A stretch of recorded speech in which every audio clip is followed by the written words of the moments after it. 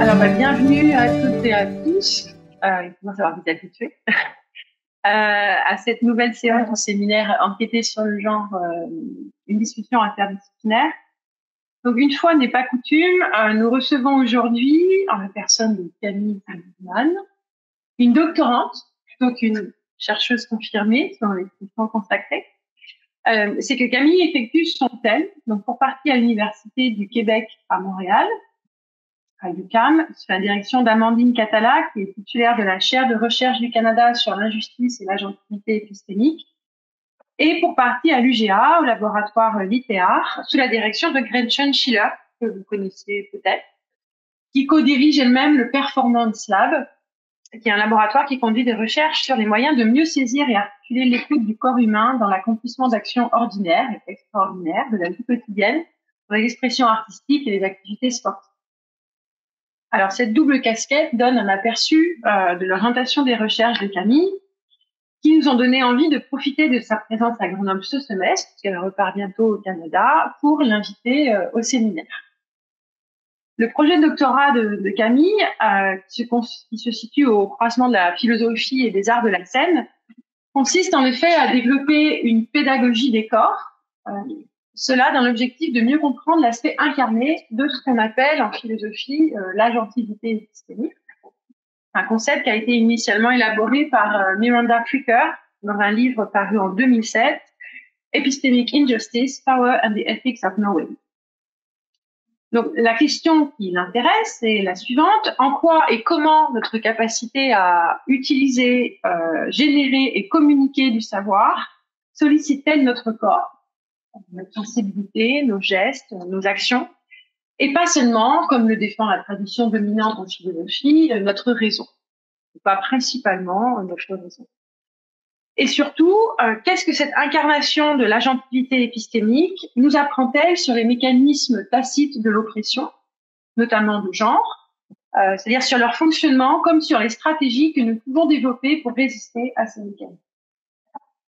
Comment alors donner à nos corps, dans l'échange des savoirs tels qu'ils ont lieu à l'école et à l'université, mais aussi ailleurs, le rôle émancipateur qu'ils sont susceptibles d'endosser malgré ou grâce à leur vulnérabilité. Alors Camille a déjà présenté ses travaux à l'occasion de nombreuses conférences, lors de colloques ou journées d'études à l'UQAM au Canada, donc mais aussi en Australie, à Malte, en Suisse. Ouais. J'ai épluché ton CV. Elle a également publié quelques articles, dont en 2021 dans la revue ITAC, La sensibilité cinétique des corps, une vulnérabilité porteuse d'agentivité, point d'interrogation. Et la même année dans la revue Noesis avec Christophe Point,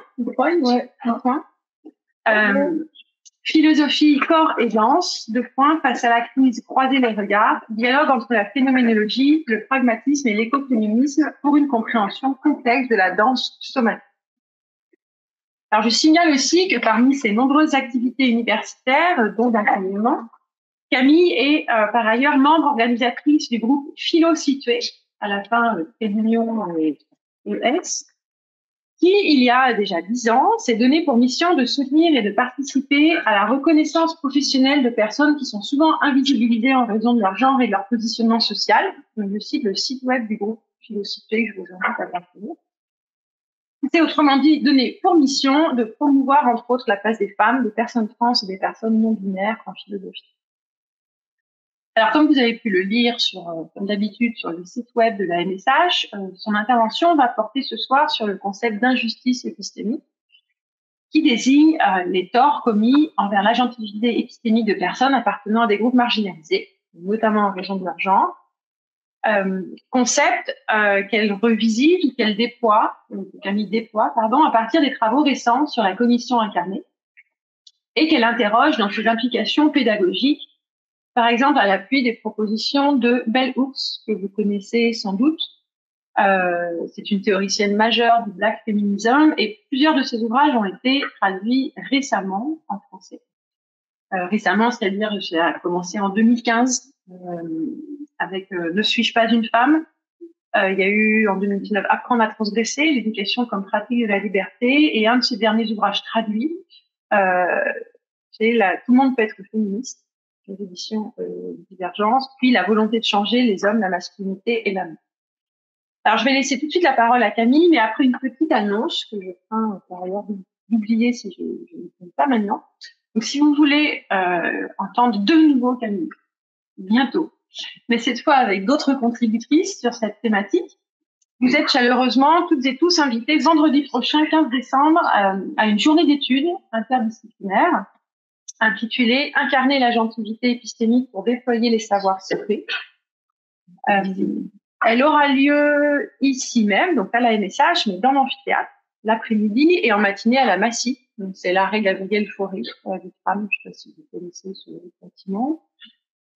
Toutes les informations, dont le programme détaillé de la journée, sont disponibles sur le site de un fil qui est censé être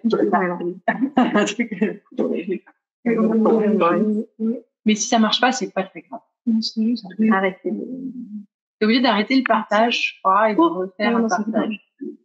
Ouais. Voilà. Donc, bon, ça, c'est l'affiche qui n'a pas été actualisée encore, tu peux la Isabella. Ah oui, il y a les logos. Ah oui, l'affiche est là. Ouais. Ouais, déplacée là, je pensais qu'elle aurait, mais c'est pas très grave. Donc, ça commence à 9h, enfin, il y a un pot d'accueil à partir de 8h30 à la Massy. Et, voilà, et vous avez le programme et des infos. Donc, n'hésitez pas à venir. C'est ouvert à toutes et tous.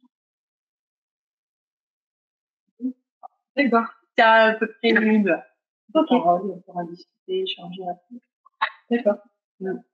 Alors, je vais remettre le PowerPoint. C'est notre moment de pub. Donc, c'est vendredi prochain. Il y a la journée des études, si vous voulez. Voilà, on co-organise toutes les deux. Et moi, j'y reviens pas. Je serai la maîtrise du temps. À respecter les paroles de chacune. Oui, parce qu'en fait, de chacune. Alors, bonjour tout le monde. Merci d'être là aujourd'hui pour la journée pour la conférence. Pour la journée d'études. Je suis très heureuse d'être là avec vous aujourd'hui. C'est encore récent pour moi de donner des conférences ou de parler en France parce que, comme l'a dit Marlène, ça fait plusieurs années que je suis au Québec, que je vis au Québec et que j'étudie au Québec en philosophie et maintenant en art de la scène avec Gretchen. Désolée, je suis allée en haut. Ah bah oui, je suis rentrée dans une conférence, je dis là, c'était pas le bon. Donc voilà. Et donc je vais aussi vous parler en fait de mon expérience au Québec et notamment revenir sur quelques organismes auxquels je participe comme Philositué aussi. Donc j'espère que ça peut rejoindre ce que vous pouvez rencontrer ou vivre. Et ce sera intéressant de voir dans la discussion si en effet il y a des liens ou si c'est vraiment différent par rapport à ce que vous vivez, etc. Donc, comme aussi l'a dit Marlène, je suis membre de la chaire de recherche sur l'injustice et l'agentivité épistémique. Et donc, c'est aussi à travers cette chaire que je m'adresse à vous. Donc, je vais aussi parfois vous parler de mes collègues, de travaux qu'on a fait ensemble. Je vais vous montrer, si j'ai bien le temps, une petite vidéo qui a été faite en collaboration pour vulgariser des concepts, des ressources sur lesquelles on travaille. Donc, c'est aussi une communauté de recherche qui est en jeu ici. Donc aujourd'hui, je me concentre sur la manière dont le genre peut nous donner des éléments par rapport aux injustices épistémiques. Donc on va un peu clarifier ce que ça veut dire et comment ces deux éléments se relient. Donc j'ai préparé un petit plan. Voilà. Donc je vais vous présenter quelques objectifs. Je vais commencer par vous expliquer comment, selon moi, le genre, à travers les biais sexistes et puis ce qu'on appelle les menaces du stéréotype, ça va impacter la manière dont on partage du savoir. Je vais ensuite vous introduire plus spécifiquement aux injustices épistémiques. Donc, il y a peut-être plein de monde qui connaît déjà les injustices épistémiques, peut-être que d'autres non. Donc, je vais partir du principe que vous n'avez pas forcément déjà entendu parler de cette notion. Comme ça, on aura tous et toutes les mêmes bases pour la discussion après. Puis, si jamais vous connaissez déjà, c'est génial. Vous avez un petit rappel de ce concept. Et puis donc voilà, je vais mettre un peu plus l'accent après sur comment est-ce qu'on passe des injustices à une perspective du genre, donc par rapport aux biais sexistes notamment, parce que les injustices épistémiques, ça c'est en fait, l'histoire de ce concept, il date officiellement de 2007, mais ça a vraiment été amené grâce au Black Feminism, donc c'est déjà quelque chose qui est intersectionnel, en fait. Dès le départ, c'était pas juste par rapport aux gens, on s'interrogeait sur les dynamiques de pouvoir dans le partage du savoir. Et en fait, récemment, on a retravaillé la notion d'injustice épistémique et on lui a donné une conception au pluralisme. Et donc, mes recherches sont plus dans cette conception-là. Donc, je vais vous expliquer aussi qu'est-ce qu'on entend par là et pourquoi on a voulu retravailler ce concept un peu différemment. Justement, quel biais nous-mêmes on avait en utilisant ce concept. Et puis, je vais vous parler des pédagogies de l'inconfort, enfin quelques-unes, et notamment de la fragilité ou de la vulnérabilité épistémique, parce que c'est deux manières avec lesquelles on va travailler plus sur l'aspect affectif de nos manières en fait de communiquer, partager ou générer du savoir. Et en fait, un des biais sexistes dont on va régulièrement parler dans cette rencontre, c'est notamment le fait d'associer les femmes à un aspect trop émotionnel. Et donc, dans la conception pluraliste, on vient remettre l'affect au centre de cette capacité à générer du savoir. Donc, c'est une belle manière de s'interroger sur comment on peut déconstruire des biais aussi dans des recherches un peu plus récentes. Et puis, à la fin, pour la discussion, j'ai une petite synthèse et j'adore faire des schémas, donc on aura un schéma. Voilà. C'est ça. Donc, par rapport aux objectifs, les deux questions que je me posais pour cette rencontre, c'est comment l'enquête avec les gens que vous proposez dans ce séminaire permet de comprendre les dynamiques de pouvoir dans le partage du savoir. Donc, c'est une manière déjà de dire que les injustices épistémiques, ça s'inscrit dans ce qu'on appelle l'épistémologie sociale. Donc, en fait, l'épistémologie sociale, c'est le fait de dire que notre connaissance, on la fait pas d'une manière isolée, en dehors d'un contexte ou seul en observant un phénomène, mais que c'est toujours à travers des relations sociales, et que c'est dans ces relations sociales que des problèmes se posent. Et donc, quels sont les problèmes qu'on peut avoir dans ces relations où on partage du savoir à propos du genre? Qu'est-ce que ça peut nous donner comme indication qu'on s'intéresse particulièrement aux gens quand on partage du savoir? Et donc, plus précisément, les biais sexistes sur donc cette agentivité épistémique. Donc, notre capacité à formuler du savoir et à le partager. Donc, si vous voulez, les trois éléments, je pense, importants dont on va parler, dont j'aimerais vous parler aujourd'hui, c'est donc vraiment d'introduire ce que c'est que les injustices épistémiques, sa conception plus récente qui est pluraliste, et de voir comment ça déconstruit justement les affects dans le partage du savoir, et par exemple par rapport aux biais sexistes qu'on peut avoir, et de aller encore plus loin pour voir si on accepte que ça peut avoir un intérêt dans la manière dont on produit du savoir, qu'est-ce qu'on en fait? Comment on apprend avec nos affects? Voilà.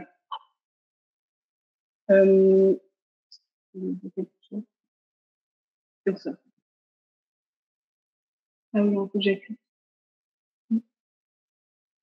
Voilà, alors déjà, pour commencer, par rapport aux biais sexistes et les menaces du stéréotype, donc en fait, il y a des distinctions entre ce qu'on appelle stéréotypes, biais, préjugés, ça se rejoint, mais c'est pas forcément exactement la même chose. Donc rapidement, un stéréotype, c'est pas forcément quelque chose de négatif, ça peut être aussi, en fait, un stéréotype, c'est ce qui nous permet de simplifier toutes les informations qu'on a dans notre quotidien. On a énormément d'informations à gérer ou à traiter. Et les stéréotypes, c'est des raccourcis, en fait, qui nous permettent de simplifier toutes les informations qu'on a à traiter au quotidien. Donc, en fait, c'est efficace, c'est utile.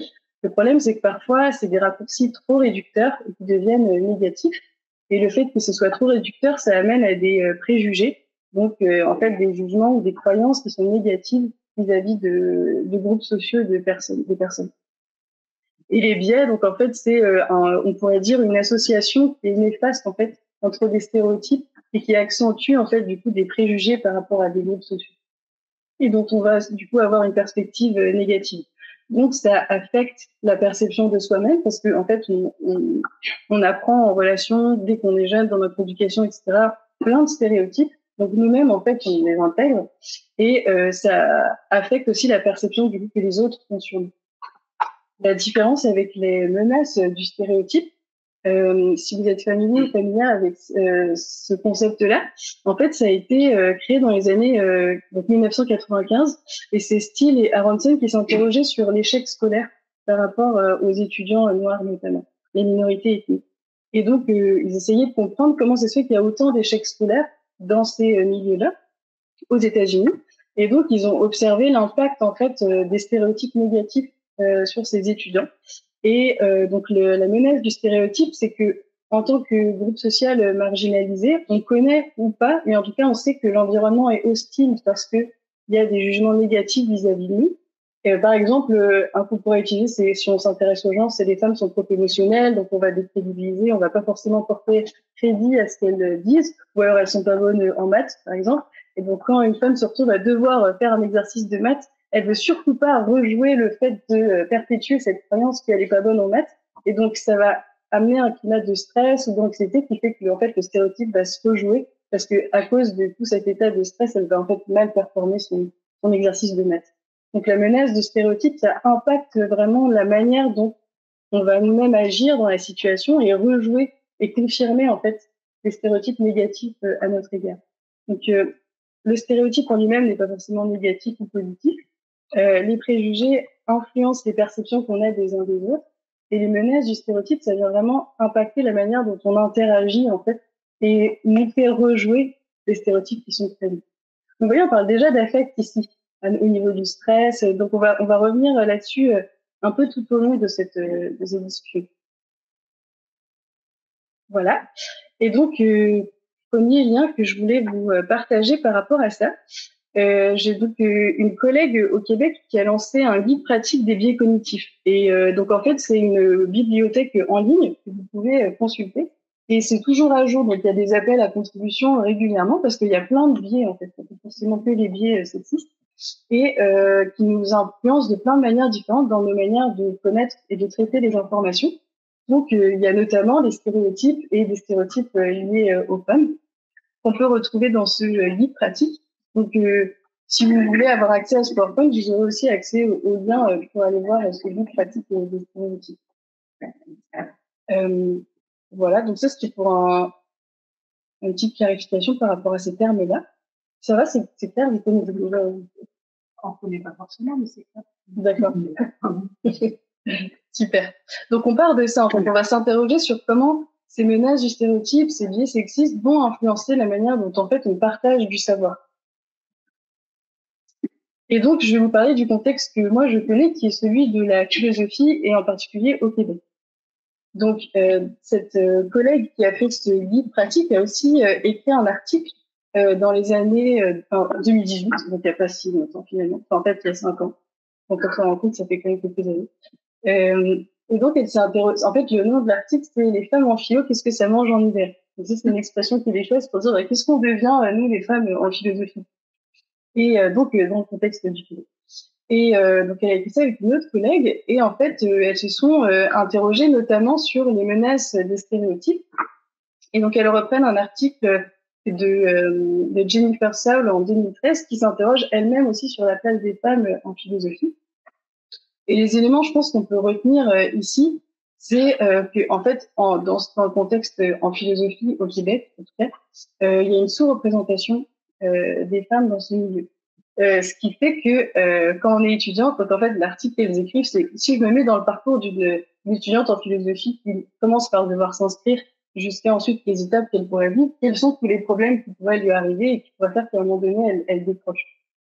Et pour mettre en lumière, en fait, comment du coup, les biais implicites, les stéréotypes, les menaces des stéréotypes viennent impacter finalement l'abandon qu'on peut voir ou le fait que le nombre d'étudiants en philosophie décroît petit à petit. Et donc, ce qu'on peut observer par rapport à la sous-représentation, c'est notamment que dans le canon philosophique, dans les textes fondateurs en philosophie, il y a peu de philosophes qui sont cités, donc on a peu de modèles au niveau théorique pour pouvoir s'identifier en fait à la recherche. Au niveau des enseignantes, il y a toujours malheureusement peu d'enseignantes dans les départements. Je suis la seule là. Voilà, donc c'est un exemple du nombre qui est assez moindre dans les départements. À l'UQAM, elles sont 3 profs parmi 12. Donc à chaque fois, c'est vraiment moins de la moitié.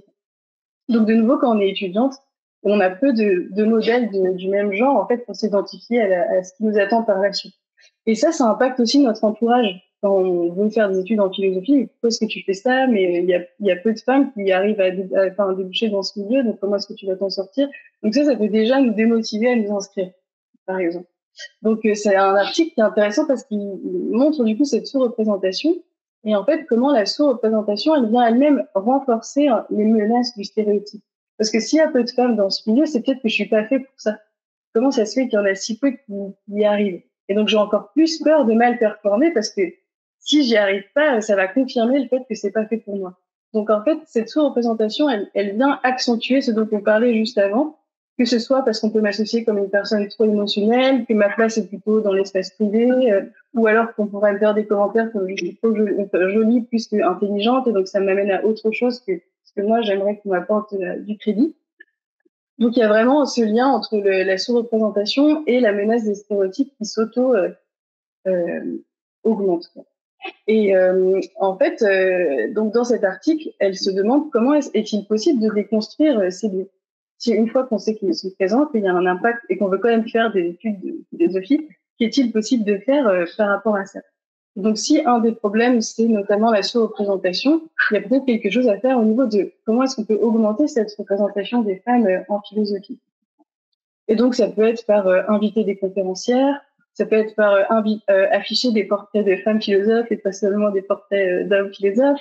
Ça peut être aussi la diversification du canon en philosophie. Donc, notamment dans notre groupe Philositué, sur notre page internet, on a une liste d'auteurs en philosophie. Puis des fois, on vient voir les professeurs et on leur donne notre liste. On vous invite à ajouter quelques noms dans vos plans de cours pour que les étudiants puissent connaître les travaux aussi de chercheuses en philosophie. Et donc, ça m'amène à vous parler d'expériences que j'ai pu vivre et qui, je trouve, sont vraiment symboliques. Je trouve quand même c'est intéressant à nommer. Donc, en 2019, donc c'était il y a 4 ans, au Québec, on a fait notre premier symposium de philosophie féminine. Et donc, c'était à l'Université Laval, dans la ville de Québec. Et donc, c'était sur 2 jours. Et la première journée, on était vraiment tous et toutes très serrés dans une petite salle, des murs sombres et vraiment des affiches d'hommes blancs, morts, assez vieux, la barbe, vous savez, vraiment le stéréotype de l'homme philosophe. Et on était vraiment très, très serrés. Et on était tellement nombreux et nombreuses que du coup, le deuxième jour, on nous a donné accès à un amphithéâtre blanc, aucune photo sur les murs, avec énormément d'espace pour parler. Et ça a été vraiment une victoire, en fait, pour nous de dire, OK, le nombre, vu l'intérêt que ça a suscité, le nombre de personnes qui sont venues, ça a obligé, en fait, en tout cas, notre demande est devenue plus légitime pour avoir une autre salle qui, en fait, diminuait la menace du stéréotype parce qu'on n'avait plus ces affiches-là qui nous rappelaient que les personnes en philosophie qui sont représentées, ce n'est pas nous. Et donc, c'était quelque chose quand même de symbolique qui s'est passé il y a 4 ans. Que je trouve intéressant pour illustrer ce contexte, en fait, et comment ça peut jouer encore aujourd'hui de cette manière-là. On va aller mettre. Voilà. Donc, je vous ai mis quelques petits logos aussi. Donc, vous avez celui du symposium de philosophie féministe. Vous avez aussi Philositué. Donc, en fait, avant, on s'appelait Philosophie. Donc, c'est ça, on existe depuis 10 ans. Et donc, cet organisme-là, c'est un peu un autre exemple. À la base, il s'est créé parce que des étudiants se sont rassemblés pour essayer justement de trouver une solution à ce problème de sous-représentation. Et elles n'ont pas trouvé de solution. En fait, une des choses qui a émergé, c'est la possibilité de faire un cours en études féministes, mais il y a seulement que des femmes qui ont montré leur intérêt. Et donc, on s'est dit, il y a un risque que finalement la philosophie féministe, ce soit que pour les femmes, et l'autre aspect de la philosophie, ça concerne en fait les hommes. Et donc, comment est-ce qu'on fait, encore une fois, pour éviter que ce problème se répète? Et donc, elles se sont dit, on va créer un organisme où on va aller nous-mêmes chercher des conférencières ou des chercheuses pour leur donner une reconnaissance professionnelle en philosophie. Donc, en fait, on est des étudiantes de doctorat, de master, même de licence, et notre nombre varie en fonction de notre temps, et on organise tout. Donc, la communication, donc apprendre à écrire à une conférencière, oser lui demander que par intérêt, on aimerait la recevoir et l'entendre, gérer le restaurant, les réservations de billets d'avion, d'hôtel, et donc aussi prendre part, en fait, à la vie philosophique quelque part, et ça amène aussi une forme de légitimité du passage à l'action. Et moi, c'est personnellement ce qui m'a permis de continuer en philosophie, parce que je me demandais vraiment quelle était ma place. Et la première fois que j'ai été à une conférence qui s'appelait à l'époque Philosophie, et de voir une femme parler avec autant de reconnaissance, et puis il y a plein de chercheuses qui sont venues, qui nous ont dit, ah, bah, ça a permis d'améliorer un article, ça m'a permis d'améliorer un chapitre de thèse, d'avoir vos retours. Et donc ça, on va en parler par rapport aux injustices épistémiques dans la manière dont on a accès à, en fait, au retour des autres de manière constructive, comment ça nous donne, en fait, un espace pour améliorer aussi notre pensée. Et que si on est pris dans une posture qui est toujours celle de l'écoute, on n'a jamais l'occasion de partager nous-mêmes nos propres réflexions et d'améliorer des articles ou des chapitres de thèse, etc. Et le CEDI, en fait, c'est un séminaire qu'on a créé avec des étudiantes à la maîtrise en 2021. On a mis 2 ans pour le créer, mais ça a été tellement un travail énorme qu'on n'a pas fait d'édition par la suite. Mais c'est pour vous donner des idées un peu de ce qui a pu se passer dans ce que je connais. Et en fait, l'objectif, c'était d'enseigner donc des personnes en philosophie non représentées, marginalisées, pour des étudiants et étudiantes en priorité qui elles-mêmes appartenaient à des groupes sociaux non dominants, et par des étudiants et étudiantes dont on proposait d'enseigner, qui appartenaient eux et elles aussi à des groupes non dominants. Parce qu'il y a tout ça en fait qui participe dans se donner de la légitimité d'en partager du savoir, à la fois avoir accès à des auteurs qui appartiennent à des groupes sociaux peut-être similaires aux nôtres, mais aussi avoir l'expérience de transmettre. Et quand on transmet, on apprend aussi beaucoup. C'est de nouveau une autre manière de montrer que le savoir est relationnel. De partager ce qu'on a compris et d'entendre les intérêts des autres aussi, ou les questions, etc. Donc ça, c'était pour vous donner quelques exemples de ce que j'ai pu connaître au Québec par rapport à tout ça. Alors, donc, pour revenir plus précisément sur les injustices épistémiques, donc comme je vous le disais tout à l'heure, c'est vraiment un courant qui s'inscrit dans l'épistémologie sociale. Donc, c'est vraiment comment est-ce que la manière dont on partage le savoir à travers les relations qu'on a, il y a des torts qui se répètent dans ces relations-là et comment on les observe en fait. Donc, il y a un aspect éthique parce qu'il y a des torts qui sont commis. Et ces torts-là, en fait, c'est des torts qui sont commis à l'égard de notre agentivité épistémique. Donc ça veut dire que on a, en tant qu'humain, ça c'est Pricker qui le définit de cette manière, un droit à développer notre capacité à utiliser, communiquer et transmettre du savoir. Et que si on est dans des contextes où par répétition, on réduit cette capacité qu'on a, en raison d'une identité sociale non dominante, c'est une injustice. Parce que ça mine en fait la confiance qu'on a envers nous-mêmes, par exemple, en disant si je suis quelqu'un de crédible, d'intelligible, donc on peut me comprendre, et j'ai le droit d'avoir confiance en ce que je sais et de le communiquer et de le partager. En fait. Et donc, les injustices épistémiques, comme je le disais, ça part vraiment à la base des théories du black feminism, de la théorie du standpoint, donc du point de vue situé. Donc, dans les années 60-70, donc par exemple, Angela Davis, je trouve que son ouvrage, il montre bien comment on part déjà de quelque chose d'intersectionnel, c'est à la fois des questions liées aux oppressions par rapport au fait d'appartenir à un genre, par rapport au fait d'appartenir à une race et puis à une classe sociale, et comment le fait d'être à l'intersection de plusieurs oppressions, on va plus ou moins m'accorder du crédit, ou on va soit m'accorder du crédit ou m'exclure en fait dans les échanges. Donc je peux même pas en fait partager mon propre point de vue dans des réflexions qui sont par exemple politiques. Comment est-ce que je peux revendiquer mes droits si dès le départ on m'exclut des discussions? Ça c'est ce qu'on va appeler une marginalisation herméneutique. On va en revenir dessus un peu plus tard. Donc ça, c'est l'histoire un peu de ce concept. Et donc en 2007, Miranda Fricker publie cet ouvrage, donc Epistemic Injustice, Power and the Ethics of Knowing. Et donc c'est à partir de ce livre-là qu'on utilise ce concept. Donc c'était il y a 15 ans. Donc ça commence à dater un petit peu. Mais finalement, c'est pas si non plus récent quand on regarde l'enjeu dont on discute là. Et donc, ce qui est important par rapport à cet ouvrage qui date de 2007, c'est qu'on vient vraiment assumer que l'agentivité épistémique, c'est un sujet qui peut être de l'ordre de questions de justice sociale. Et les deux injustices majeures dont elle parle dans cet ouvrage, c'est l'injustice testimoniale et l'injustice herméneutique. Et donc, ce que vous pouvez, si vous voulez, retenir par rapport à ces deux injustices, donc celle qui est testimoniale, elle concerne le témoignage.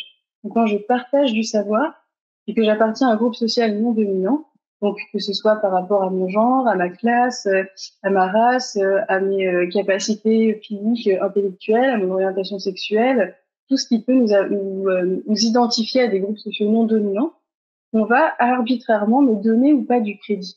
Donc c'est pas parce que ce que je dis est juste ou pas, mais c'est vraiment par rapport à mon identité, on va se donner le droit de me donner ou pas du crédit. dans ce que je raconte, dans le témoignage que je donne à quelqu'un d'autre. Et l'injustice herméneutique, ça vient montrer une autre forme de tort qui mine aussi ma confiance envers le fait que je suis légitime à générer et partager du savoir. C'est ce qu'on appelle, dans ce cas-là, un déficit d'intelligibilité. Donc, un manque d'intelligibilité. Et donc là, c'est par exemple, je ne sais pas si vous avez déjà vécu ce genre de choses, vous partagez une information et la personne vous dit « Ah, mais je comprends pas ce que tu dis, est-ce que tu peux utiliser un autre terme ?» Donc, je suis pas intelligible, je suis pas compréhensible par l'autre personne. Et c'est parce que les termes peut-être que moi j'utilise appartiennent à mon groupe social non dominant, qui fait que je n'utilise pas les termes du groupe social dominant et qui sont ceux qui sont utilisés par tout le monde puisque c'est ceux qui sont dominants. Et donc le fait que moi mes termes soient différents, on va pouvoir me dire que je ne suis pas intelligible. Donc c'est une manière de m'exclure du partage de savoir sous prétexte que je n'ai pas les bons termes. Parce que ces termes ne font pas partie de ceux utilisés par la classe dominante. Donc j'ai des schémas pour vous expliquer ça. Donc le premier, injustice testimoniale. Donc en fait, là la particularité, c'est vraiment sur la crédibilité. Est-ce que je vais croire ou pas la personne dans l'information qu'elle me donne? Et quand est-ce que je me pose cette question? C'est quand je suis en train d'écouter une autre personne. Donc l'injustice, elle se vit dans un échange entre deux personnes. Et donc le locuteur ou locutrice va vivre dans différentes sphères de sa vie sociale, pas juste une fois, sinon on parlerait d'un tort accidentel, mais là c'est systématique. Donc à chaque fois ou régulièrement que je vais vouloir communiquer une information, on va me remettre en question. Et c'est ça qui vient miner ma confiance envers effectivement ce que je dis a du sens et est important, etc.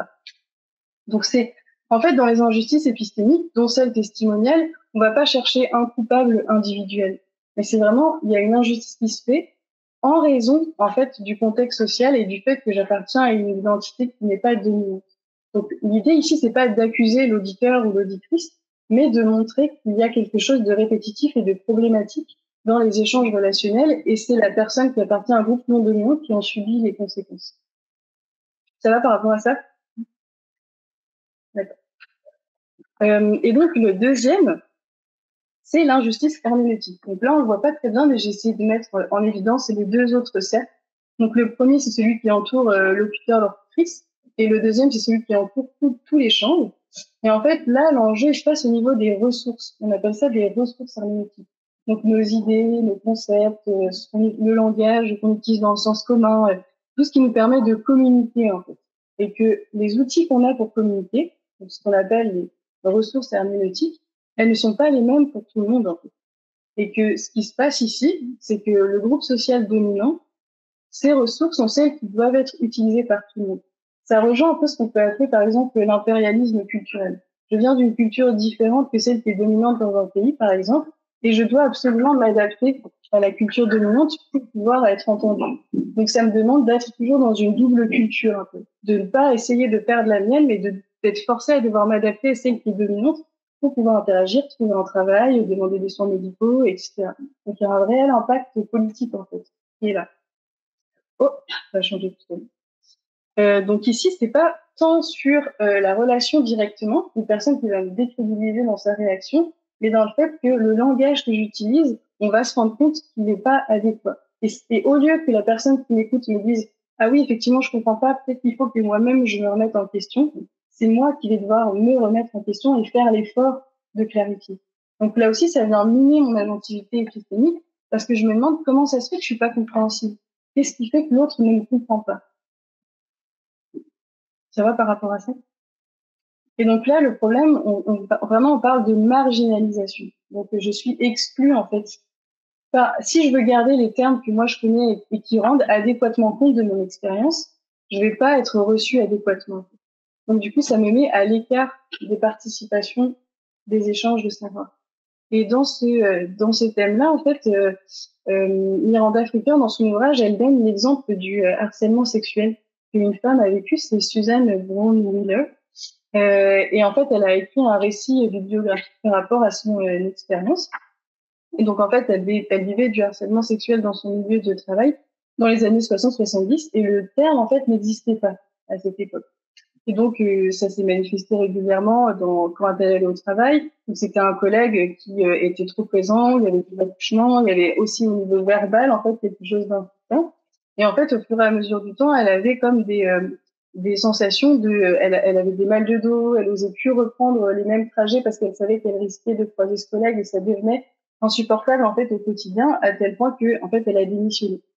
Et donc, quand elle est allée pour demander son droit au chômage, la personne lui a demandé, mais pourquoi avez-vous démissionné? Quelle est la raison? Pour qu'on puisse vous donner, en fait, le soutien financier que vous demandez. Et là, elle n'avait pas de terme pour expliquer, un terme qui soit reconnu, en fait, dans le système juridique, par exemple. Et donc, elle n'a pas pu recevoir son chômage. Et donc, pour Freaker, c'est un exemple de montrer que quand on n'a pas de terme ou qu'il n'existe peut-être pas encore, on en subit les conséquences en tant que groupe social non dominant, par exemple. Et donc, dans la suite de cette histoire, c'est qu'elle a ensuite rencontré d'autres personnes qui avaient vécu des situations similaires et elles ont commencé à en parler, à essayer de comprendre qu'est-ce que c'était. Donc là, c'est de nouveau l'effort des groupes non dominants à chercher comment clarifier la situation pour être vue et entendue. Et donc, on appelle ça du consciousness raising, donc de débattre en fait sur qu'est-ce qui se passe au niveau politique et qui nous concerne et qu'est-ce qu'on peut en dire et comment le dire autour de nous.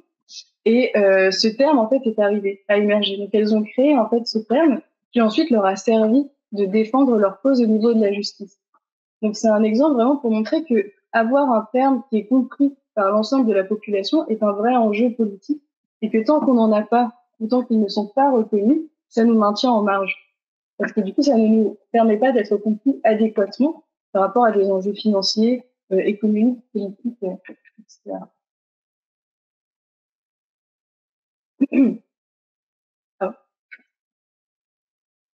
Donc, si on revient à la manière dont les biais sexistes influencent le partage de connaissances, donc ici, il y a plusieurs réactions qu'on peut identifier. Donc, si on s'intéresse aux injustices testimoniales, donc de l'ordre du témoignage, quand je partage une information, qu'est-ce qui risque de me décrédibiliser quand je partage une information lorsque je suis associée au genre féminin? Ça peut être des réflexions qui soient dites ou pas en m'associant à une personne qui serait trop émotionnelle, donc pas crédible, parce que l'émotion, on l'associe à quelque chose d'opposé à la rationalité, par exemple. Ou alors le fait de plus regarder mon apparence plutôt que d'écouter ce que je dis, ou d'attendre plus ce que je vais écouter au lieu de vraiment interagir. Donc la personne va plus se donner le droit de prendre davantage d'espace de parole, et donc moi partager ce que je sais, ça va être beaucoup plus moindre. Donc le moment où je vais avoir l'espace de parole, je vais avoir encore plus le stress ou l'exigence de bien dire parce que j'ai peu de temps, et donc du coup finalement je vais pas y arriver parce que la pression peut être forte. Donc là, c'est une manière d'illustrer la menace du stéréotype, par exemple. Et donc, on avait parlé aussi par rapport à l'injustice herméneutique de cette vécu de harcèlement sexuel, où là, ça nous exclut complètement, en fait, du partage. Si j'ai pas de termes ou qui ne sont pas reconnus, je vais pas pouvoir échanger dans les discussions que je pourrais avoir avec d'autres personnes. Et donc là, on a une exclusion au niveau du partage et d'élaboration des ressources. Est-ce que ça va par rapport à ça? Des choses que vous connaissiez un peu déjà ou c'est plus nouveau? D'accord. N'hésitez pas à me dire si je vais trop vite ou si ça fait trop d'informations en même temps, etc. Ok. Moi, est-ce que j'avais d'autres choses à dire? Alors, donc, maintenant, j'aimerais vous parler de la conception pluraliste de la gentilité épistémique. Donc, jusqu'à maintenant, je vous ai introduit aux injustices épistémiques, on pourrait dire classiques, donc qui se fondent en fait dans l'ouvrage de Miranda Flucker. Et depuis, on a eu un routledge sur les injustices épistémiques. Donc, il y a plein d'auteurs qui ont contribué à clarifier quel type d'injustices épistémiques peuvent se vivre dans des domaines différents, dans le milieu de la santé, dans le milieu artistique, dans le milieu de l'éducation. Et en fait, quelles sont du coup les différentes formes que peuvent prendre les injustices testimoniales ou les injustices herméneutiques? Et comment est-ce qu'on peut les théoriser davantage? On a par exemple, donc pour Fricker, l'injustice, c'est un déficit, donc on n'accorde pas assez de crédit, on ne comprend pas assez bien ou adéquatement ce que la personne dit. José Medina, lui, a plutôt parlé du problème de l'excès. Il n'y a pas seulement un problème au niveau du déficit, mais les personnes qu'on associe à des groupes dominants, eux, on va leur accorder arbitrairement plus de crédit. Et donc ça, c'est problématique aussi parce que ça renforce aussi les stéréotypes et le fait qu'on va du coup accorder moins de crédit à des personnes qui appartiennent à des groupes sociaux non dominants. Donc, il y a des nuances qui arrivent de plus en plus de cet ordre-là. Et donc, ici, dans ce sur quoi j'aimerais vous parler aujourd'hui, c'est donc cette conception dite pluraliste. Et donc, en fait, on a... Ah mince, j'ai mal fait. Vous avez tout de suite. Mon préservatif. Et donc, en fait, ce qui est... donc, c'est un article qui date de 2020, qui a été écrit par Amandine Catala. Donc, elle, c'est une philosophe à l'UQAM, dans ma directrice de recherche. Et elle travaille sur les questions qui sont liées au handicap, et notamment à la neurodiversité, au handicap mental, par exemple. Et en fait, elle s'interrogeait la manière dont on définit la gentilité épistémique, parce que pour Fricker, on l'a définit à partir du fait d'être rationnel. Donc c'est un droit en tant qu'humain de générer du savoir à partir de notre rationalité, ce qui est une certaine définition de l'intelligence. Mais il y a plein d'intelligences différentes, et il y a des personnes qui partagent aussi des connaissances, mais qui s'expriment par exemple de manière non verbale, ou qui vont utiliser des gestes, mais qui vont pas forcément utiliser des langages. Et donc ça, c'est ce qu'on appelle la conception logocentrée du savoir. Donc c'est aussi ce qu'on appelle le know that en anglais, le savoir propositionnel, donc qui s'articule de manière vraie ou fausse par le langage et qui peut être vérifié de manière vraie ou fausse. Donc il y a un aspect logique ici, pour établir un propos qui peut être vrai ou faux. Et en fait, ça a réduit notre conception de l'intelligence, tout comme ça a réduit du coup les personnes qui peuvent être considérées comme des agents épistémiques.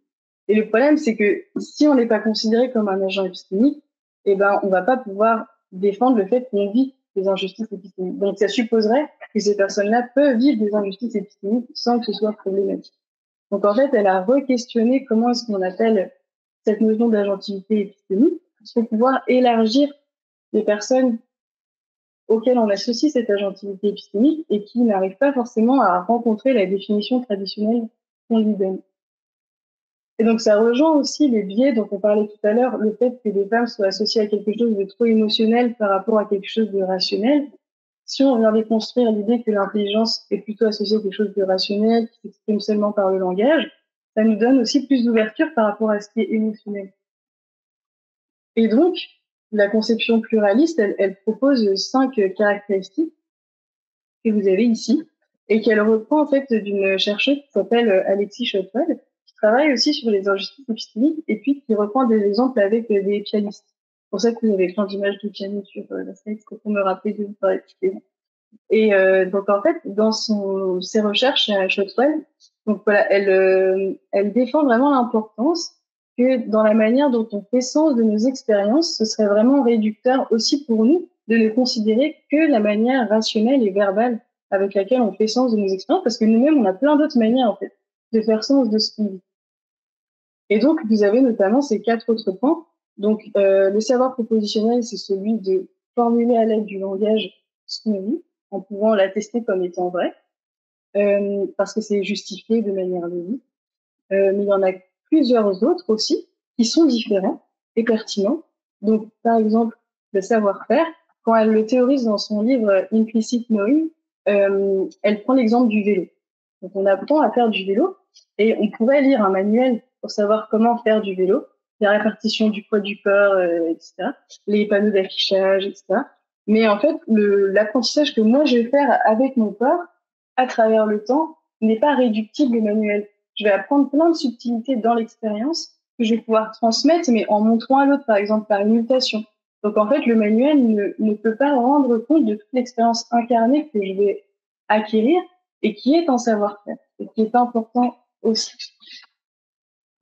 Ensuite, elle parle du savoir incarné. Donc là, ce serait plus, en fait, la manière dont on a intégré les codes sociaux qui nous permettent, en fait, d'interagir correctement. Donc la juste distance physique à avoir quand on parle avec quelqu'un, le ton de voix, les postures qu'on a, que ce soit dans le bus, dans la rue, donc toute la manière dont notre corps en fait est adéquat socialement. Et c'est pas seulement adéquat socialement, mais aussi comment il est en cohérence avec l'identité sociale qu'on lui attribue. Donc là, on peut retrouver les idées, par exemple, de Judith Butler avec la performance du genre. Le genre doit être performé correctement par rapport au lien auquel on lui associe, parce que sinon, on pourrait nous le faire comprendre violemment ou par des insultes ou en nous refusant dans un milieu de travail parce que c'est trop problématique la manière dont on se tient ou dont on est habillé, etc. Et donc là, on n'est pas forcément dans quelque chose de verbal. C'est quelque chose qu'on apprend et qu'on reconnaît et qui nous permet d'interagir et donc de paraître crédible quand on partage du savoir, mais qui est de l'ordre implicite, donc pas forcément explicite à l'aide du langage. Ensuite, on a le savoir tacite. Et donc ça, c'est tout ce qui peut être à un moment donné formulé à l'aide de mots. Donc c'est le sens commun, ou justement tous les stéréotypes. Et en fait, ils agissent à travers nous, ils nous permettent de traiter des informations, mais on ne doit pas tout le temps les clarifier. Parce que sinon, ils ne seraient pas utiles. C'est justement ce qui nous permet de faire des raccourcis. Donc si on devait tout le temps expliquer quel stéréotype on utilise, ce serait comme ne pas l'utiliser finalement. Donc ce qu'elle appelle par un savoir tacite, c'est tout ce qui nous permet d'interagir et de comprendre les choses sans devoir toujours l'expliciter par le langage. Et le savoir affectif. Donc la manière dont je vis, j'éprouve, je ressens les choses disent aussi quelque chose par rapport à mon identité.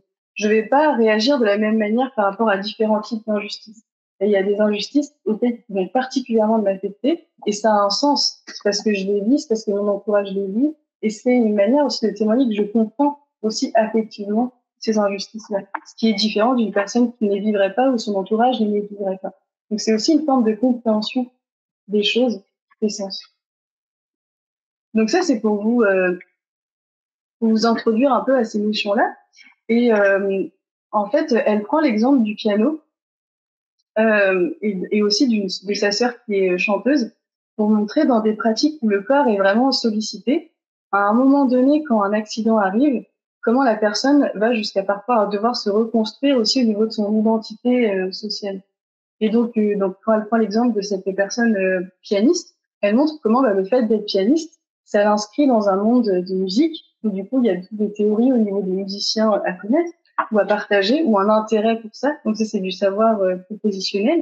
Mais il y a aussi tout un aspect affectif, ça va m'émouvoir ou je m'y engage aussi affectivement. Donc il y a une image que j'ai gardée avec le piano où on le voit comme ça, il a l'air de ressentir particulièrement sa musique et c'est aussi tout un savoir aussi ça, comment est-ce que je vis ma musique et que je la transmets à mon public, un savoir-faire au fur et à mesure du temps, comment est-ce que je vais apprendre à jouer. Et au piano, je ne sais pas si vous avez eu l'occasion d'en pratiquer ou à travers d'autres instruments, mais quand moi j'apprenais le piano, il y avait vraiment aussi, j'avais tendance à jouer avec ma tête comme ça, et puis on me disait non, la tête doit rester droite, et c'est un jeu de main. Et donc il y a tout un savoir-faire aussi au niveau de la posture du corps à adopter par rapport à un public et pour rencontrer les codes aussi de ce milieu-là. Donc, elle utilise cet exemple pour montrer que quand on vit des transformations physiques, c'est important de pouvoir les valoriser comme des ressources parce que ça affecte vraiment l'identité sociale qu'on a, la manière dont on va la communiquer aux autres et la manière dont les autres vont nous percevoir aussi. Et que si on se contentait du langage, on ne pourrait peut-être pas rendre compte de cette complexité. Ça va par rapport à ça? Oui. Je vais juste rappeler le nom de la personne qui fait avec. Oui, c'est Alexis Shotwell. C'est Shotwell. Elle a écrit son livre en 2011. Knowing Otherwise, Implicit Understanding. Ouais. Donc, ouais. Donc, en fait, moi, je m'intéresse à cette conception de la gentilité épistémique, justement, comment est-ce qu'on apprend à partager du savoir à partir de nos corps. Et pourquoi on n'a pas forcément de termes, parce que c'est ça le problème notamment de l'injustice herméneutique, que des fois, on n'a pas de termes pour expliciter des situations qui sont problématiques, mais on les vit quand même à travers le corps. Donc, tant qu'on n'a pas de termes ou qui sont maintenus en marge, qu'est-ce qu'on fait de ce vécu-là? Comment est-ce que, parce qu'on pourrait continuellement le subir, mais qu'est-ce qu'on peut en faire? Et que tant qu'on se contente du langage, qu'on attend seulement le moment où on aura un mot pour le dire, on a tous ce vécu-là avec lequel on doit vivre, qui nous demande un effort et qui reste invisible. Et ça aussi, quelque part, ça fait partie d'une certaine injustice, parce que c'est un effort que nous, on doit faire et que d'autres ne voient pas, et donc il n'y a pas d'ajustements qui peuvent être revendiqués par rapport à ça. Donc, admettons que je vous ai convaincu et que vous acceptez la conception pluraliste de la gentilité épistémique. Alors, on va pouvoir reparcourir les concepts dont on a parlé à partir de cet aspect affectif.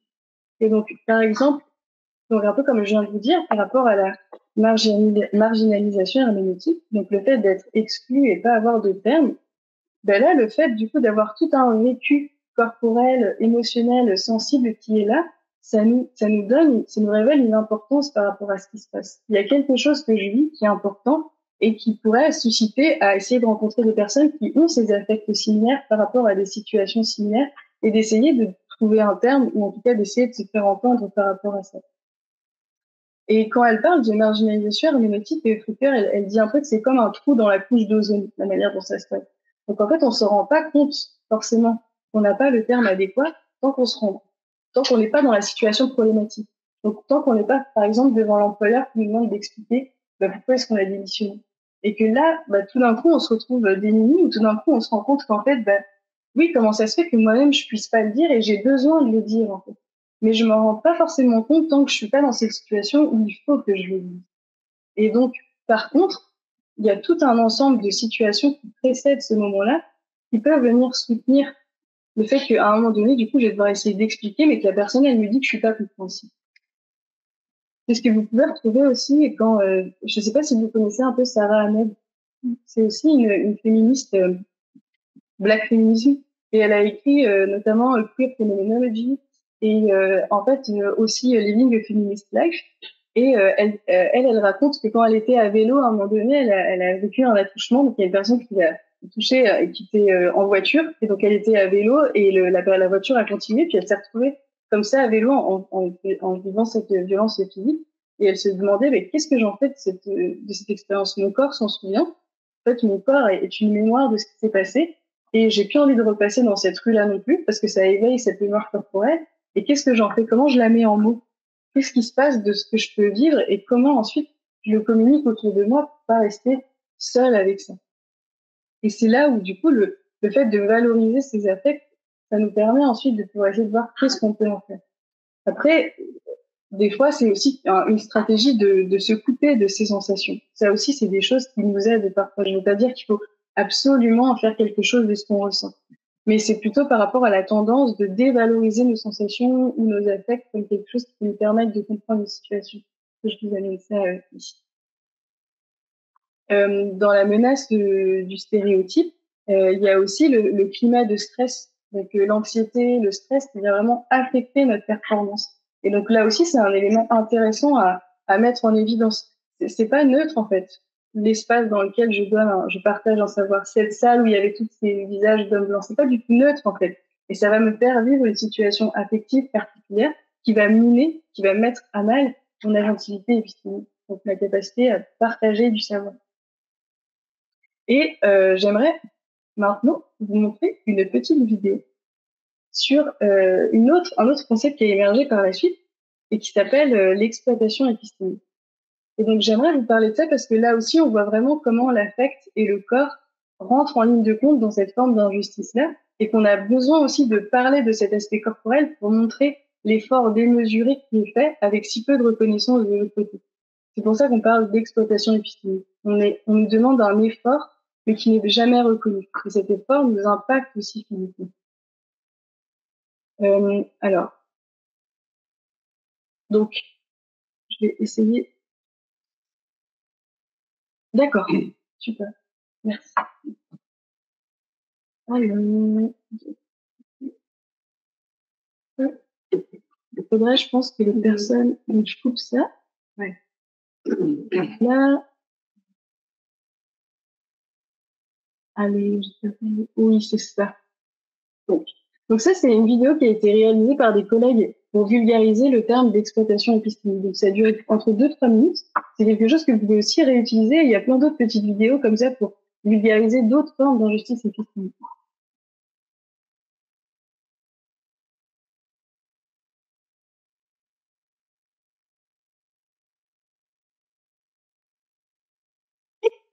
Femme noire discute avec une femme blanche, Eva, lorsque Marc, un homme blanc, l'aborde.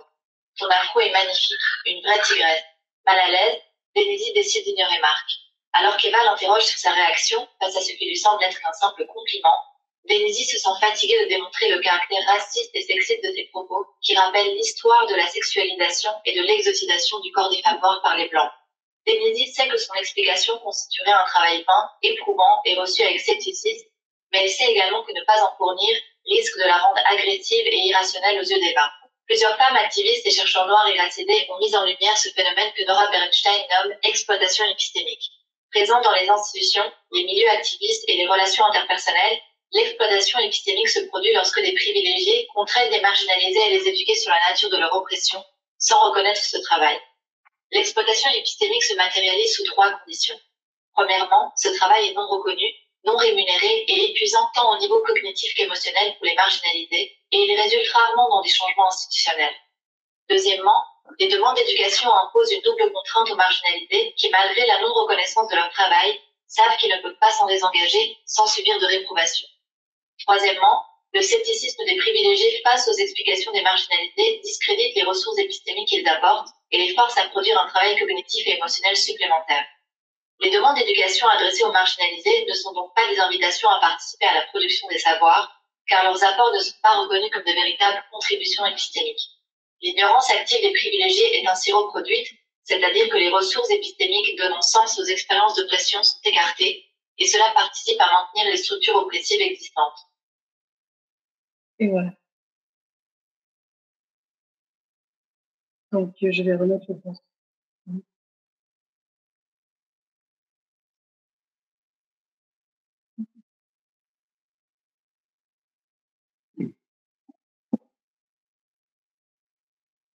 Voilà. Donc, en fait, dans ce phénomène qu'on observe, c'est l'idée que quand je vis une oppression, par exemple le sexisme, une personne qui ne vit pas cette oppression-là va me demander d'expliquer ce que c'est que cette oppression.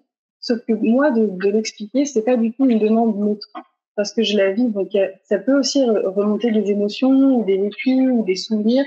Donc, il y a un effort à la fois cognitif, de devoir l'expliquer correctement, d'être adéquatement compris ou cru. Et il y a aussi toute une gestion émotionnelle qui m'est demandée de le dire aussi. Et la différence ou l'inégalité aussi qu'il y a là-dedans, c'est que la personne qui me le demande n'est pas du tout confrontée à ces difficultés émotionnelles.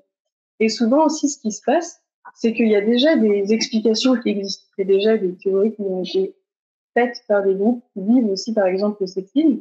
Sauf que la personne peut, puisque c'est ce qu'on appelle justement l'injustice testimoniale, je peux arbitrairement donner du crédit ou pas à ce que la personne vit.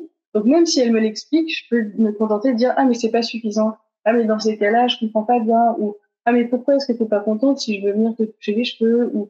Et donc, en fait, on voit qu'il y a une position privilégiée par rapport à la personne qui demande parce qu'elle peut se dire qu'elle n'est pas satisfaite par la réponse. Et le fait de dire que je ne suis pas satisfait, ça impose à l'autre de devoir à nouveau expliquer parce que sinon, son expérience est nulle. Si la personne me dit que je n'ai pas adéquatement expliqué et que du coup, ça ne fait pas sens, moi, ce que je vis, du coup, n'est pas reconnu. Et ça, c'est encore une violence qui s'ajoute dans l'effort que je fais à devoir l'expliquer. Donc, l'exploitation épistémique, c'est le fait de dire que c'est un travail que je dois faire qui n'est pas reconnu et qui peut toujours et continuellement m'être redemandé. Ça va par rapport à ça. Et donc là, on voit vraiment qu'il y a quelque chose aussi d'autre que de l'ordre du langage. Parce qu'on pourrait se dire, non, mais en fait, je te demande de clarifier parce que je veux vraiment comprendre au niveau rationnel, je veux vraiment que ce soit justifié. Sauf que moi, ça me demande tellement un travail corporel et émotionnel que je peux pas, en fait, continuer à te l'expliquer. Et pour pouvoir dire ça, il faut qu'on reconnaisse que ma capacité à générer du savoir n'est pas que rationnelle et langagière. Mais qu'il y a aussi autre chose qui rentre en compte. Et donc, ça met l'accent sur tout ce qui est inconfort, stress, anxiété, fatigue, qui participent à la manière dont on va produire ou pas du savoir. Et donc, il faut que je conclue rapidement. Ah, super. Oui. Non, parce que je vois qu'ici, c'est... Ah oui, non, mais c'est parce que d'habitude, mon PowerPoint, c'est mon répertoire. Super. Et donc, en fait, ce qu'on peut retenir aussi de cette notion-là d'agentivité épistémique qui n'est pas que rationnelle ou langagière, c'est que tout ce qui est du coup implicite, qui n'est pas explicite à l'aide de mots, donc ce vécu que je peux avoir stressant, par exemple, ça peut être quelque chose de négatif parce que ça me bloque. En effet, ça me demande tellement d'efforts que je peux pas continuer à expliquer, c'est trop en fait. Donc ça a un effet négatif, mais ça a aussi un effet positif parce que du coup, comment ça se fait en fait que j'ai autant de difficultés? Est-ce que les autres personnes qui vivent quelque chose de similaire à ce que moi je vis, ils pourraient essayer de comprendre ce qui se passe et en faire quelque chose? Donc ça peut être aussi catalyseur, ça peut aussi susciter à clarifier ce qui se passe. Donc je dis ça dans le sens pour ne pas idéaliser non plus la sensation qu'elle peut avoir un effet positif et négatif, comme le stéréotype peut avoir un effet positif et négatif. et que ça dépend après qu'est-ce que nous, on peut en faire et quels sont les moyens qu'on a pour en faire quelque chose. D'où l'importance de vraiment s'interroger sur qu'est-ce qu'on peut en faire pour éviter que ça ne soit que négatif et rater le potentiel que ça peut être pour comprendre la situation. Et donc, pour répondre à cette question, nous avons, par exemple, les pédagogies de l'inconfort. C'est mon avant-dernière slide, après c'est la synthèse. Et donc, là, on va vraiment s'intéresser à comment travailler avec cet inconfort. Donc, notamment, Bellux, qui s'inspire aussi de Paulo Freire, essaye de vraiment s'interroger sur la manière dont on va partager du savoir, et notamment dans la salle de classe. Et donc, elle va notamment dire que la salle de classe n'est pas un espace neutre politiquement. Qu'en fait, les étudiants et étudiantes, même l'enseignant ou l'enseignante, appartiennent à des identités sociales différentes. Certaines sont privilégiées, d'autres marginalisées. On est parfois à l'intersection de plusieurs aussi. Certaines marginalisées, d'autres non. Et qu'en fait, à travers ça, on va pas vivre l'expérience de l'enseignement de la même manière. Et que, ne serait-ce que par exemple par rapport à la performance corporelle, le fait de devoir se tenir d'une certaine manière en classe, de rester concentré, de ne porter attention qu'au langage, donc qu'à l'information verbale qui est donnée, ça peut être plus ou moins éprouvant selon les codes sociaux qu'on nous a transmis à travers notre éducation. Mais ça, ce n'est pas visible, ce n'est pas rendu visible. Et donc, en fait, notamment, Bellux, ce qu'elle propose, c'est d'enseigner et d'apprendre avec ce qu'elle appelle un PDT, donc avec son corps et son esprit. Et donc, ça veut dire notamment de transmettre avec, chercher le désir d'apprendre. Qu'est-ce que mes étudiants et étudiantes vivent aussi dans leur quotidien, et puis comment je peux aller les rejoindre par rapport à leurs expériences. Et moi, en tant qu'enseignant ou enseignante, de pas seulement m'évaluer par rapport à mes connaissances rationnelles ou langagères, mais aussi affectives. Quel est mon état émotionnel quand j'enseigne? Est-ce que quelle place Excuse-moi, juste une petite question parce qu'on voit plus les diapos à distance. Ah bah merci de le dire. Rester sur la vidéo. Peut-être je peux partager la vidéo. Ah là, ah oui, ça doit être ici. Est-ce que là c'est bon? Oui, c'est bon. Merci beaucoup. Super, merci. Ah oui, je ne vois pas les diapos. D'accord. Donc, eh bien voilà la diapo. Donc sur les pédagogies de l'inconfort.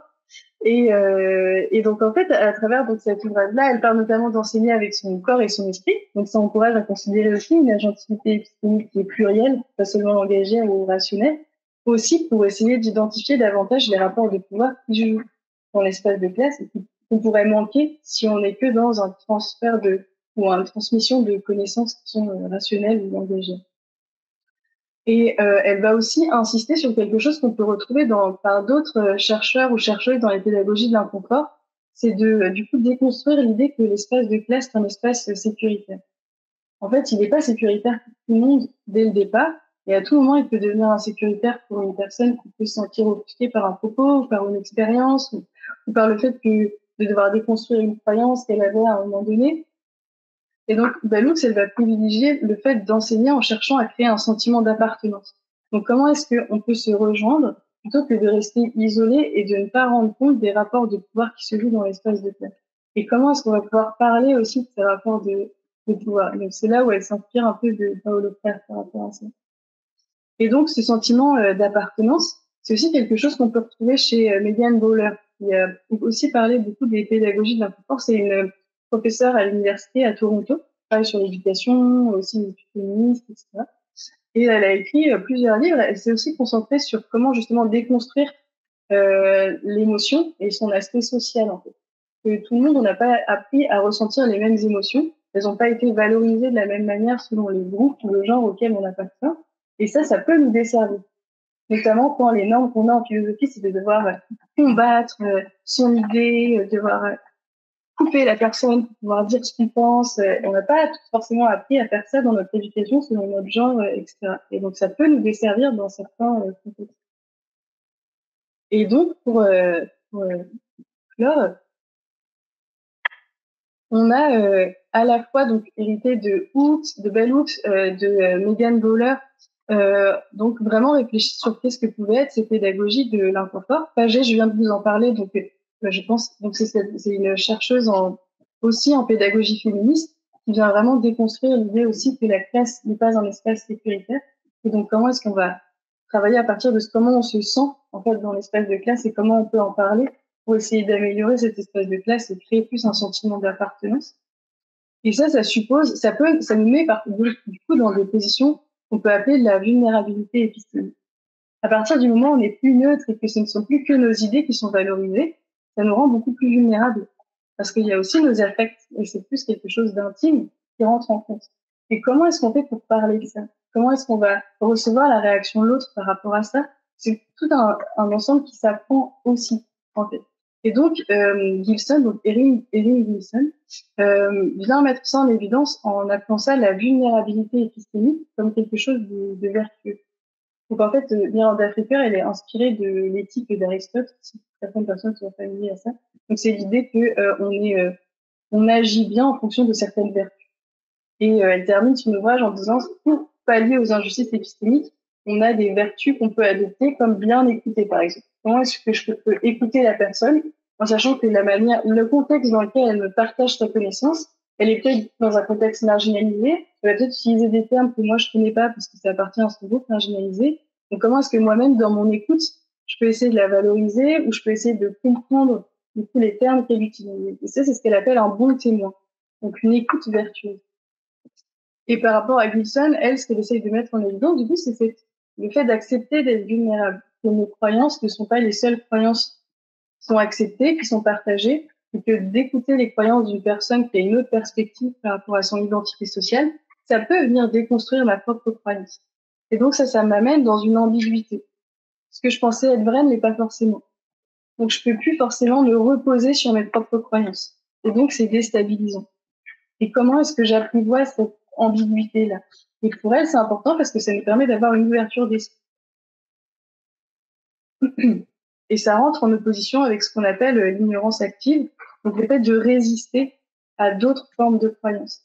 C'est ce qu'on peut aussi retrouver dans l'exploitation épistémique. Je vais toujours te demander de me réexpliquer parce que finalement, je ne veux pas reconnaître ton expérience. Et donc, accepter d'être vulnérable, ça remet en question le fait de résister à ne pas comprendre. Tout ça pour essayer de défendre l'importance des affects dans notre capacité à communiquer, partager, utiliser du savoir. Et donc, pour terminer, je fais un petit. En fait, je vous ai mis une citation qui je trouve résume bien en fait le travail de Megan Bowler, qui sont dans son premier ouvrage que vous aviez juste avant, celui-là, Feeling Power ici. Donc c'est une citation qui vient de ce livre-là, qui montre donc pour elle en fait une pédagogie de l'inconfort. L'inconfort, il est intéressant parce qu'il nous permet de nous rendre compte de nos résistances en fait. Si je ressens de l'inconfort, pour elle, dans ce type de pédagogie, ça montre que là, j'ai une résistance à vouloir comprendre ce qui se passe, ou alors, si j'ai pas forcément de résistance, que moi, ça déstabilise mes propres croyances. Donc, c'est un indicateur dans ma propre éducation à accepter la croyance de l'autre ou à rentrer dans une collaboration plutôt que de maintenir ma propre croyance. Et qu'est-ce que j'en fais ensuite de ça pour que ça devienne constructif?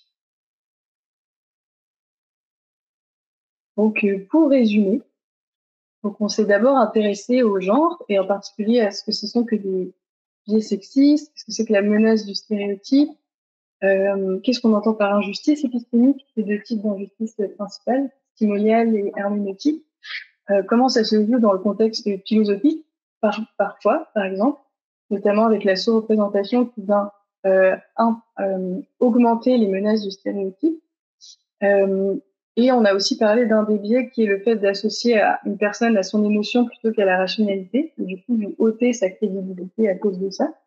Et on a vu par la suite qu'amener une conception pluraliste de la gentilité épistémique, c'est peut-être une manière de déconstruire notamment ce biais-là, parce que du coup l'émotion devient pertinente et signifiante dans les expériences qu'on peut vivre socialement. Et donc on a vu comment en effet l'affect pouvait être utilisé par exemple. Pédagogie progressiste, c'est le terme que moi j'ai lu par exemple pour parler de la pédagogie de Bellus. Et donc c'est une pédagogie aussi de l'inconfort qui est progressiste dans le sens où on va essayer de travailler sur le devenir de l'étudiant. Donc c'est pas seulement une personne qui réceptionne des informations, qui critique l'aspect capitaliste aussi de l'éducation. On ne doit pas seulement récolter un ensemble d'informations, mais c'est aussi un endroit où on se transforme et on vient par passion. Et comment est-ce qu'on peut animer cet aspect? Et pour revenir dans le champ des injustices épistémiques, la vulnérabilité épistémique, c'est un concept est émergé il y a peu de temps pour parler aussi de ça.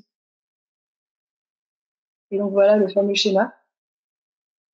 Donc ça, c'est un peu les enjeux de l'injustice épistémique classique. Donc c'est des torts qui sont faits envers l'agentivité épistémique. Ils peuvent être de deux formes, stimoliales ou herméneutiques. Quand on accepte une conception pluraliste, en fait, l'agentivité épistémique peut prendre 5 formes différentes. Et ces 5 formes-là viennent colorer, en fait, l'injustice testimoniale et herméneutique. Et on peut les travailler. Ça, c'est ma flèche un peu à la main. À travers la pédagogie progressiste ou de l'inconfort, en travaillant à développer, en fait, cette vulnérabilité épistémique. Voilà. Je vous remercie de votre écoute.